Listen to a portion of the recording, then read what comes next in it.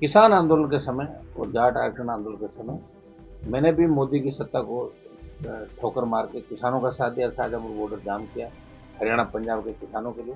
पहलवान बेटे में न्याय दिलाने जंतर मंतर पर गया, लोकसभा के अंदर भी बहुत बार आपने मुझे पहलवान बेटे में लड़ते हुए देखा।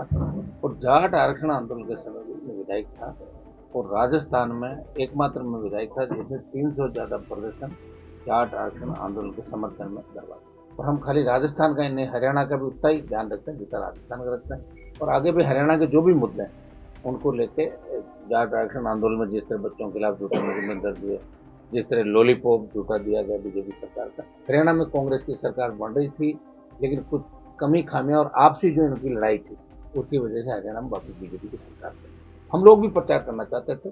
देखिए, जब मैं विश्वविद्यालय के अंदर राजनीति करता था 97-98 के दौर के अंदर, तब से लेके आज तक हरियाणा प्रांत के नौजवानों से, किसानों से बहुत आत्मीय लगाव मेरा रहा। मैं विश्वविद्यालय के अंदर पढ़ता था तब भी हरियाणा के बच्चों के अंदर क्रेज था राजस्थान विश्वविद्यालय से लॉ की डिग्री लें, यूनिवर्सिटी की डिग्री लें।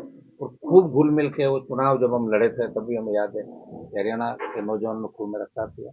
और किसान आंदोलन के समय और जाट आरक्षण आंदोलन के समय मैंने भी मोदी की सत्ता को ठोकर मार के किसानों का साथ दिया, शाहजहांपुर बॉर्डर जाम किया हरियाणा पंजाब के किसानों के लिए। और पहलवान बेटियों को जब आवश्यकता पड़ी तो देश का पहला सांसद तो पहलवान बेटियों में न्याय दिलाने जंतर मंतर पर गया, लोकसभा के अंदर भी बहुत बार आपने मुझे पहलवान बेटियों में लड़ते हुए देखा। और जाट आरक्षण आंदोलन के समय भी मैं विधायक था और राजस्थान में एकमात्र मैं विधायक था जिसने 300 से ज्यादा प्रदर्शन जाट आरक्षण आंदोलन के समर्थन में करवाया। 7 साल से पिछले समय आप देख रहे थे पानीपत मूवी का मामला जिसमें जाट मराठों को आमने सामने करने की जो साजिश की गई उसका भी भांडा फोड़ करके हमने उस मूवी के अंदर सही तरह से देखा, इस बात को पुरजोर तरीके से बल दिया लोकसभा के अंदर। और तमाम हरियाणा सहित पूरे देश के जो भी मुद्दे थे, आज बेरोजगारी, बेकारी, आपका किसान कर्ज माफी, इन तमाम मुद्दों को प्रखरता से लोकसभा के अंदर हम उठाते हैं। और हम खाली राजस्थान का ही नहीं, हरियाणा का भी उतना ही ध्यान रखते हैं जितना राजस्थान का रखते हैं। और आगे भी हरियाणा के जो भी मुद्दे हैं उनको लेके जाट आरक्षण आंदोलन में जिस तरह बच्चों के खिलाफ झूठे मुकदमे दर्ज हुए, जिस तरह लॉलीपॉप झूठा दिया गया बीजेपी सरकार का, उसको लेके भी बजट सत्र जब करेगा इसमें पुरजोर तरीके से इस मामले को हम रखेंगे। सर, इंदौर के अंदर 10 एक बच्चों की मौत हुई है, मामला मालूम होगा। दूषित पानी पीने से 10 लोगों की मौत। इससे बड़ा क्या दुर्भाग्य होगा बताओ कि आज़ादी के 75 साल बाद हम लोगों को शुद्ध पानी नहीं दे रहे हैं। मिलावट से आप कब सिर्फ अंदर खांसी की दवा उसमें बच्चे किस तरह चले गए। और वो राजस्थान की घटनाएं थी, दबा दें उन मामलों को क्योंकि डबल इंजन की सरकार है वहाँ, एमपी में सरकार, दिल्ली में सरकार, जांच एजेंसियां सारी इनके पास है, कौन करेगा? उनकी इच्छाओं की जांच करेंगे, दबा देंगे जांच को। सामने विपक्ष बहुत कमजोर स्थिति के अंदर है। तो मजबूत विपक्ष विपक्ष भी एकजुट नहीं है। इंडिया अलायंस के अंदर कम से कम 200 के लगभग सांसद होंगे, लेकिन मुझे लगता है नहीं जब आवश्यकता पड़ती है इस कोने में जाता रहेगा, इस कोने के अंदर जाता है, वो भी एक जगह नहीं बैठते। ये देश का दुर्भाग्य है। और इसीलिए मोदी हमेशा एक तरफा शासन देश के अंदर कराए। विपक्ष को एकजुट होकर मजबूती के साथ लड़ाई लड़ने की आवश्यकता है। हरियाणा में कांग्रेस की सरकार बन रही थी लेकिन कुछ कमी खामियां और आपसी जो इनकी लड़ाई थी उसकी वजह से हरियाणा में वापस बीजेपी की सरकार बनी। हम लोग भी प्रचार करना चाहते थे लेकिन हमें ये कह दिया कि इनकी हमें आवश्यकता नहीं, हम तो खुद यहाँ जीत रहे हैं।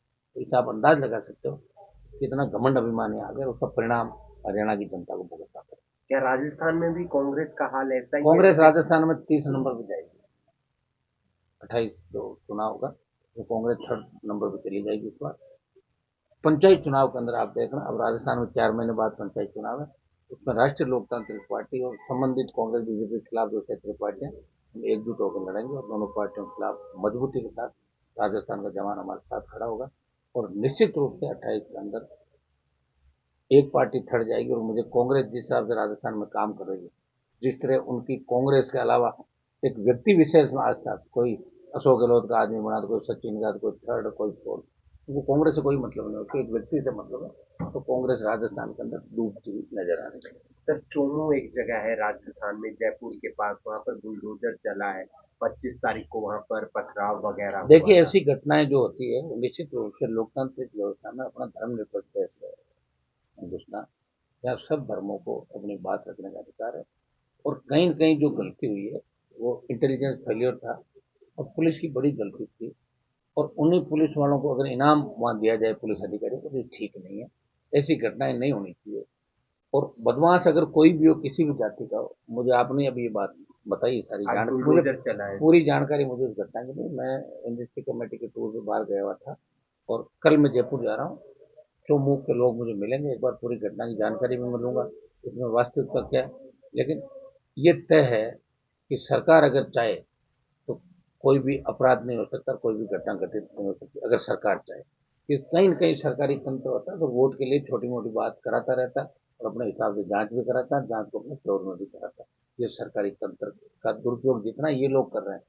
शायद इंदिरा गांधी ने इमरजेंसी लगाई थी, इन्होंने अघोषित इमरजेंसी देश के अंदर लगा रखी है। जो भी बोलता है उसका मुंह बंद कर देता है। ये दिल्ली वालों का काम है। विपक्ष क्या मजबूत नहीं है? आपको लगता है कोई विपक्ष और? है ही नहीं, मजबूत है ही नहीं। विपक्ष तो 25-30 कोणों में भाग रहा है। इधर मैंने बता तो दिया, कोई एक इधर मैं भी विपक्ष हूँ। मैं एक जगह खड़ा हूँ तो टीएमसी अलग जा रही है, सपा अलग जा रही है, कांग्रेस अलग जा रही है, डीएमके अलग जा रही है। जितने दल है वो सब एकजुट हो गए। इंडिया अलायंस की बैठक ही नहीं होती। कौन सा नेता है आपके हिसाब से जो एक टक्कर दे सकता मुझे है? तो अभी तो कोई नहीं लग रहा है फिलहाल। तो अभी क्या तो हो सकता है कि एक महीने में कोई आ जाए, पता नहीं चलता कल को क्या हो जाए। लेकिन आज की तारीख में इनको मुझे लग रहा है कि कांग्रेस जो बयान भी देती है तो बीजेपी तय करती है कि ये बयान आपको देना है ताकि बीजेपी को फायदा है। ये हालत है। सर, मनरेगा का नाम बदल दिया है। ये गलत है। मनरेगा को खत्म करने का प्रयास करें। हम बोलते हैं ना पार्लियामेंट के अंदर, आप देख रहे हो मनरेगा, मैं भी बोला था। हम्म, हमने ये कहा था भाई कम से कम 200 दिन से ज्यादा मिलना चाहिए, 500 की न्यूनतम मजदूरी मिलनी चाहिए। नाम खत्म करके और अब जो 90-10 का इन्होंने किया है तो 60, पहले 90-10 था, अब 60-40। 60 40% स्टेट है, 60 दिल्ली। कोई स्टेट में जाएगा। पहले ही नरेगा का दुनिया भर का भुगतान करीब करीब स्टेट में, आप हरियाणा में भी रुका होगा, तो लोगों को वही नहीं मिल रहा है। एक हमने इसमें ये भी कहा था कि सांसदों को आप ताकतवर बनाएं, उनको चेयरमैन बनाएं इसका, ताकि लोगों की मदद कर सके। सारा काम तो सीईओ कलेक्टर करते हैं। भारी भ्रष्टाचार इस मनरेगा के अंदर हो रहा है, आम आदमी को रात नहीं मिलती। तो मनरेगा को खत्म करने का प्रयास है। निश्चित रूप से मनरेगा बहुत अच्छी योजना थी, इसने गाँव से पलायन रोका था। अगर ये योजना नहीं आती तो गाँव खाली हो जाता था। तो हम विरोध करेंगे इसका निश्चित रूप से। मोदी की जो भी ऐसी नीति किसान जवान के खिलाफ होगी, उसका डटकर सड़कों से लेकर और सदन तक हमारा विरोध जारी रहेगा।